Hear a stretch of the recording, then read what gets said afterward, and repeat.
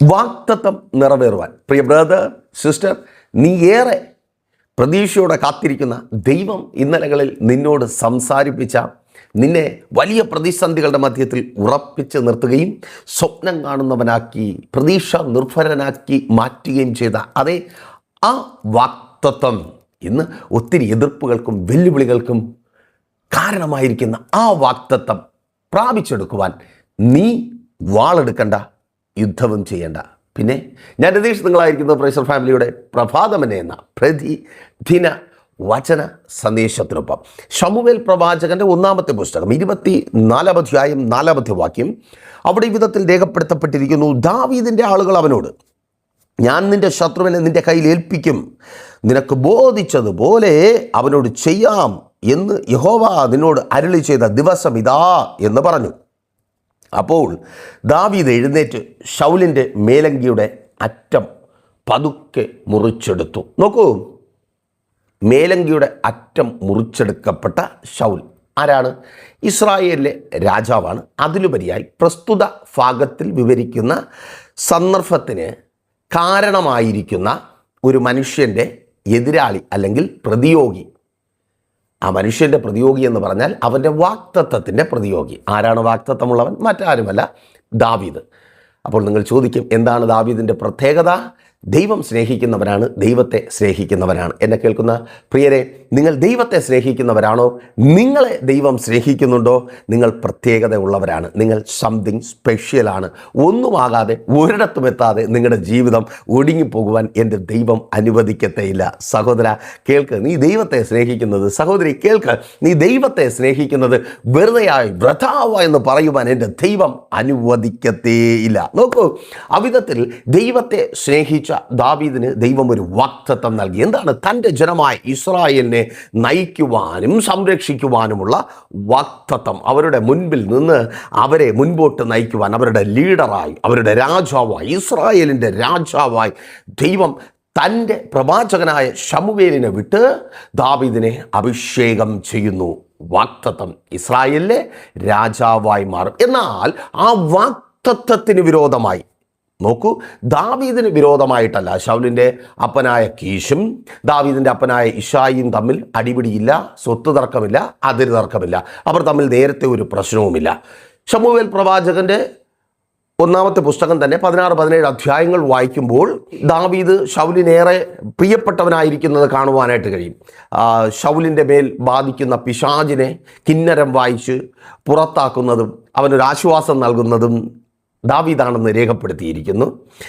ശൗലിന് മുൻപിട്ടിറങ്ങുവാൻ കഴിയാത്ത യുദ്ധത്തിൽ മുൻപിൽ നിന്ന് മല്ലനായ ഗോലിയാത്തിനെ തകർത്തത് ദാവീദാണെന്ന് നമുക്കവിടെ കാണുവാനായിട്ട് കഴിയും. അപ്പോൾ അത്രമാത്രം ശൗലിന് പ്രയോജനമുള്ളവനാണ് ദാവീദ്. ആ ദാവീദിൻ്റെ വാഗ്ദത്തത്തിന് വിരോധമായാണ് ശൗൽ എഴുന്നേൽക്കുന്നത്. ആമേൻ. എപ്പോഴും നിങ്ങളുടെ വാഗ്ദത്തത്തിന് വിരോധമായാണ്. ഞാൻ ഒരിക്കൽ കൂടി പറയട്ടെ, നിങ്ങൾക്ക് വിരോധമായല്ല ബ്രദർ, പ്രശ്നം നീയും അവരും തമ്മിലല്ല, നിന്റെ മേലുള്ള വാഗ്ദത്തവും അവരും തമ്മിലാണ്. നീ രക്ഷപ്പെടും എന്ന ദൈവം തന്ന വാഗ്ദത്തം. നിന്റെ കുടുംബം അനുഗ്രഹിക്കപ്പെടും. നിന്റെ തലമുറകൾ, പ്രിയ മാതാവേ പിതാവേ, അവർ മാനിക്കപ്പെടും. പ്രാർത്ഥിക്കുന്ന നിന്റെ തലമുറകൾ നിശ്ചയമായും അനുഗ്രഹിക്കപ്പെടും. അപ്പോൾ ഒരുപക്ഷെ നിങ്ങൾ പറയും, പാസ്റ്ററെ നിങ്ങൾ പറയുന്നത് കേൾക്കാൻ സന്തോഷമാണ്, പക്ഷേ എൻ്റെ മക്കൾ ഇന്നായിരിക്കുന്ന അവസ്ഥ. നോ, ഒരിക്കൽ കൂടി ഞാൻ ആവർത്തിച്ചു പറയട്ടെ, നിങ്ങളുടെ മക്കൾ ഇന്നായിരിക്കുന്ന അവസ്ഥയ്ക്ക് ഒത്തവണ്ണമുള്ളൊരു ജീവിതം തരാമെന്നല്ല ദൈവം വാഗ്ദത്തം ചെയ്തത്. ഇന്നവരായിരിക്കുന്ന അവസ്ഥയ്ക്കൊത്തവണ്ണം അവരുടെ ഫ്യൂച്ചർ കാൽക്കുലേറ്റ് ചെയ്യുവാൻ ഈ കാലഘട്ടത്തിൽ അവനവ കനിയാന്മാർക്ക് കഴിയും. എന്നാൽ നിന്റെ ഉദരത്തിൽ അവർ ഉരുവാകുന്നതിന് മുമ്പേ അവരെ അറിഞ്ഞൊരു ദൈവമുണ്ട്. അവർ നിശ്ചയമായി മാനിക്കപ്പെടും. ദൈവത്തെ സ്നേഹിക്കുന്ന മാതാവേ, ദൈവസന്നിധിയിൽ വിശ്വസ്തരായിരിക്കുന്ന പിതാവേ കേൾക്ക്, നിന്റെ തലമുറകൾ നിശ്ചയമായും അനുഗ്രഹിക്കപ്പെടും. ഇന്ന് അവർ ആയിരിക്കുന്ന സാഹചര്യങ്ങൾക്കോ അവസ്ഥകൾക്കോ അവരുടെ ഭാവിയെ നിർണ്ണയിക്കുവാൻ കഴിയത്തില്ല. അവരുടെ ഭാവിയെ നിർണ്ണയിക്കുന്നത് സർവശക്തനായ ദൈവം, നിന്റെ ദൈവം, അവരുടെ പിതാക്കന്മാരുടെ ദൈവം. ഓ ആമേൻ, സ്തോത്രം. നോക്കൂ, അപ്പോൾ ഈ ശത്രുവിൻ്റെ പക്കൽ നിന്ന് വാഗ്ദത്തം പിടിച്ചെടുക്കണം. ദാവീദിനൊപ്പം കുറച്ച് ആൾക്കാരൊക്കെ ഉണ്ട്. ദാവീദിനെ കൊന്ന് വാഗ്ദത്തത്തെ നശിപ്പിക്കുവാൻ വേണ്ടി ശൗൽ ഇറങ്ങി പുറപ്പെട്ടു. ഒരു വെളിം പ്രദേശത്ത് ആടുകളെ സൂക്ഷിച്ച് ഇടയന്മാർ ആടുകൾക്ക് കാവൽ നിൽക്കുന്ന ഒരു സ്ഥലത്ത് വിശ്രമിക്കുവാൻ വേണ്ടി ശൗൽ കിടന്ന് സുഖമായിട്ട് പോത്തുപോലെ ഉറങ്ങുന്നു. ശൗലിന് നല്ല ഉറക്കം ദൈവം കൊടുത്തതിനാൽ ഞാൻ ദൈവത്തെ സ്തുതിക്കുന്നു. ആമേൻ. അങ്ങനെയുള്ള ഒരു അവസരത്തിലാണല്ലോ. എന്നാൽ അവിടെ നോക്കൂ, അതേ ഗുഹയ്ക്കകത്ത് ദാവീദ് നേരത്തെ എത്തിയിട്ടുണ്ട്. ദാവീദ് അവിടെ വിശ്രമിക്കുകയാണ്. അപ്പോഴാണ് ശൗൽ പോയി കിടന്ന് പോത്തുപോലെ ഉറങ്ങുന്നത്. കൂടെയുള്ളവരെല്ലാം പറഞ്ഞു, ഇത് നിൻ്റെ സമയമാണ്, അവനെ കൊന്ന് നിൻ്റെ ശത്രുതയെ നീക്കി നിൻ്റെ വാഗ്ദത്തം പ്രാപിക്കുവാനുള്ള സമയമാണ്. പലപ്പോഴും വാഗ്ദത്തത്തിലേക്കുള്ള യാത്രയിൽ പ്രതിസന്ധികൾ ചില വ്യക്തികൾ സൃഷ്ടിക്കുമ്പോൾ അത് ഏറ്റവും തൊട്ടടുത്തുള്ളവർ, ഞാൻ ആവർത്തിച്ച് പറയട്ടെ, നിങ്ങളുടെ വാഗ്ദത്തത്തിന് വിരോധമായി ഒരാൾ എഴുന്നേൽക്കുന്നുണ്ടെങ്കിൽ നാളെ അവർക്ക് പ്രയോജനമുള്ളവരായി നിങ്ങൾ മാറുവാനുള്ളതാണ്. ആമേൻ. അല്ലാത്ത ആരും നിങ്ങളുടെ വാഗ്ദത്തത്തിന് വിരോധമായി എഴുന്നേൽക്കത്തില്ല. ശുശ്രൂഷക കേൾക്ക്, ഇന്ന് നിന്നെ അവിടെ നിന്ന് ഓടിക്കുവാനും നിൻ്റെ സഭ വിളിക്കുവാനും നോക്കുന്നവർ നിൻ്റെ പ്രാർത്ഥന കൊണ്ട് ജീവരക്ഷ പ്രാപിക്കുവാനുള്ളവരാണ്. യെസ്, വിശ്വാസത്തോടെ ഏറ്റെടുത്ത് പ്രാർത്ഥിക്കുക. നിൻ്റെ ആലയത്തിനകത്ത് നിൻ്റെ സഭ വിളിക്കുവാൻ, നിന്നെ അവിടെ നിന്ന് ഓടിക്കുവാൻ നോക്കുന്നവർ നിൻ്റെ ആലയത്തിന് അകത്ത് നീ പ്രാർത്ഥിക്കുന്നത് കേട്ട് ദൈവസനയിൽ വിശ്വാസത്തോടെ നിലവിളിക്കുവാൻ പോകുന്നു. പ്രാർത്ഥിക്കുന്ന സഹോദരി കേൾക്ക്, നിനക്ക് മുമ്പിൽ മുട്ടുകുത്തി ദൈവത്തെ പ്രാർത്ഥിക്കുവാൻ പോകുന്നു. ഓ, താങ്ക് യു ലോർഡ്. ആമേൻ. അപ്പോൾ നോക്കിയേ,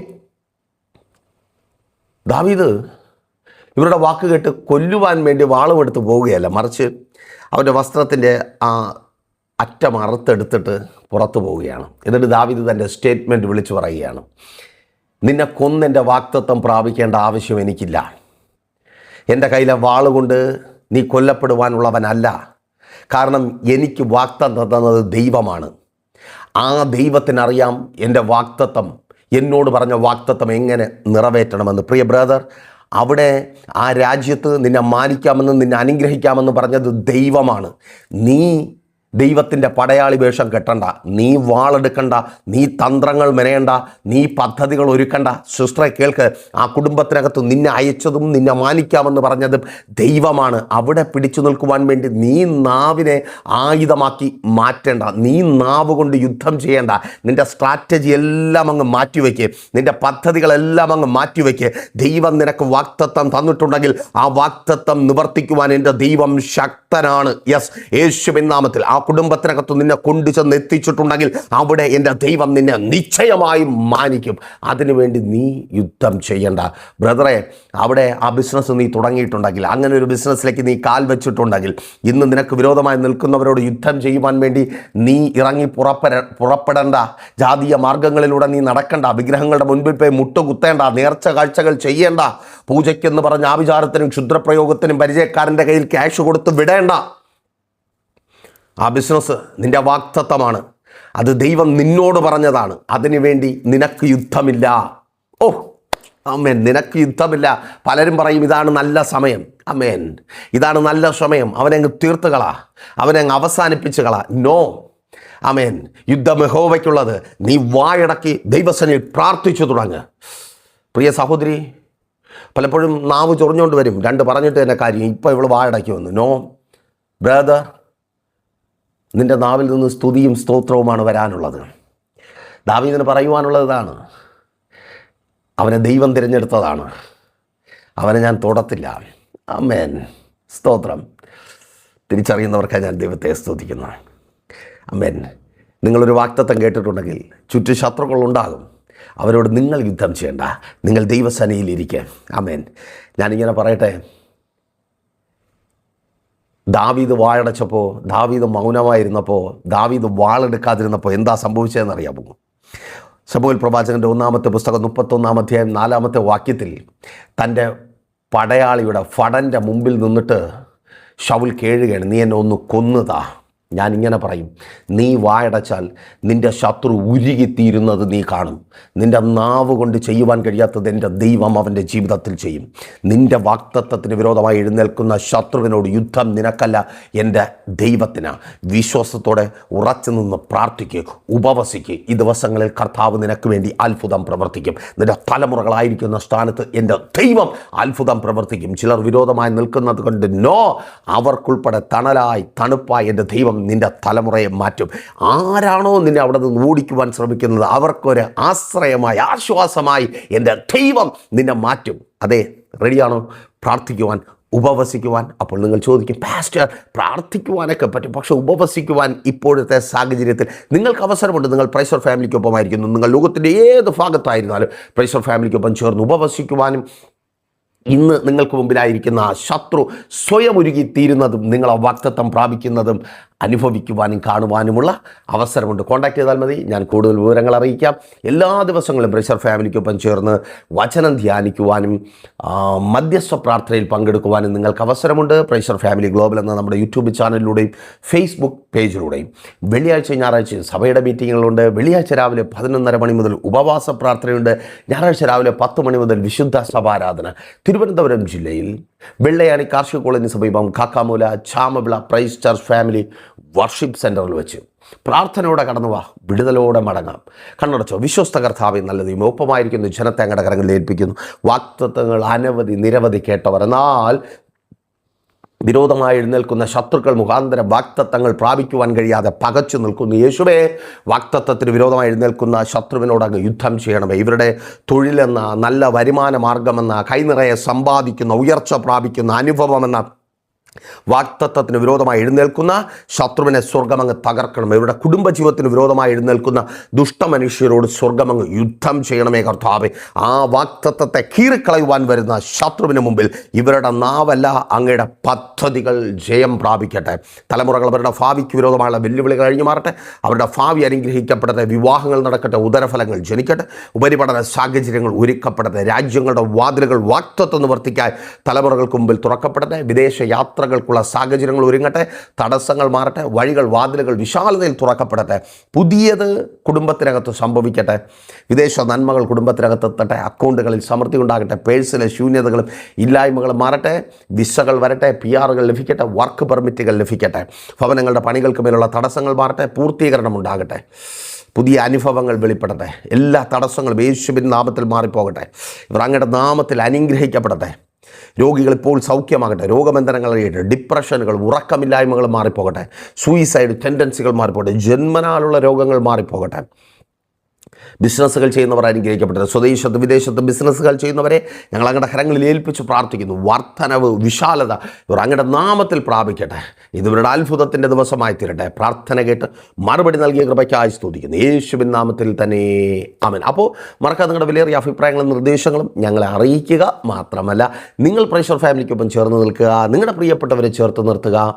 നമുക്കൊരുമിച്ച് പ്രാർത്ഥിക്കാം, ഉപവസിക്കാം. ആ വാഗ്ദത്തം ചോര ചിന്താതെ പ്രാപിച്ചെടുക്കാം. നാളെ ദൈവം അനുവദിച്ചാൽ നിങ്ങളിപ്പോൾ ഒരുമിച്ചായിരുന്നു കേട്ടനുഗ്രഹം പ്രാപിച്ച പ്രഷർ ഫാമിലിയുടെ പ്രഭാതമൻ എന്ന പ്രതിദിന വചന സന്ദേശം നമുക്ക് ഒരുമിച്ച് തന്നെ ആയിരിക്കാം. അതുവരെയ്ക്കും പ്രിയർ, ഹാവ് എ നൈസ് ഡേ. പ്രഷർ ഫാമിലി ഗ്ലോബൽ മിനിസ്ട്രിയുടെ വിശുദ്ധ സഭാരാധന എല്ലാ ഞായറാഴ്ചയും രാവിലെ 10 മണി മുതലും എല്ലാ വെള്ളിയാഴ്ചകളിലും ഉപവാസവും ഓൺലൈൻ മധ്യസ്ഥ പ്രാർത്ഥനയും രാവിലെ 11 മണി മുതലും ഞങ്ങൾ നിങ്ങൾക്കായി ലൈവിൽ പ്രാർത്ഥിക്കുന്നു. നിങ്ങളുടെ പ്രാർത്ഥനാ വിഷയങ്ങൾ കമന്റ് ചെയ്യുക. പ്രഷർ ഫാമിലി ഗ്ലോബൽ എന്ന നമ്മുടെ യൂട്യൂബ് ചാനലിലൂടെ നിങ്ങൾ ലോകത്തിന്റെ ഏത് ഭാഗത്തായിരുന്നാലും ഞങ്ങൾക്കൊപ്പം ചേർന്ന് പ്രാർത്ഥിക്കുവാനും ആരാധിക്കുവാനും അവസരമുണ്ട്. നേരിട്ട് ആരാധനയിൽ പങ്കെടുക്കുവാനും വിടുതൽ പ്രാപിക്കുവാനും ആഗ്രഹിക്കുന്നവർ ഞായറാഴ്ച രാവിലെ കാർഷിക കോളേജിനടുത്ത് കാക്കാമൂല ചാമ്പവിളയിലെ പ്രഷർ ഫാമിലി വർഷിപ്പ് സെന്ററിലേക്കും നിങ്ങളുടേതായ ഒരു വിഷയത്തിനു വേണ്ടി പ്രാർത്ഥിക്കുവാനും കൗൺസിലിംഗിനുമായി സ്ക്രീനിൽ കാണുന്ന നമ്പറിൽ കോൺടാക്ട് ചെയ്യുക. നിങ്ങൾക്കും ഈ പ്രോഗ്രാം സ്പോൺസർ ചെയ്യുവാനും കർത്താവായ യേശുക്രിസ്തുവിന്റെ സുവിശേഷം അനേകരിലേക്ക് എത്തിക്കുവാനും അവസരമുണ്ട്. പ്രാർത്ഥനയോടെ വിളിക്കുക. ആമേൻ.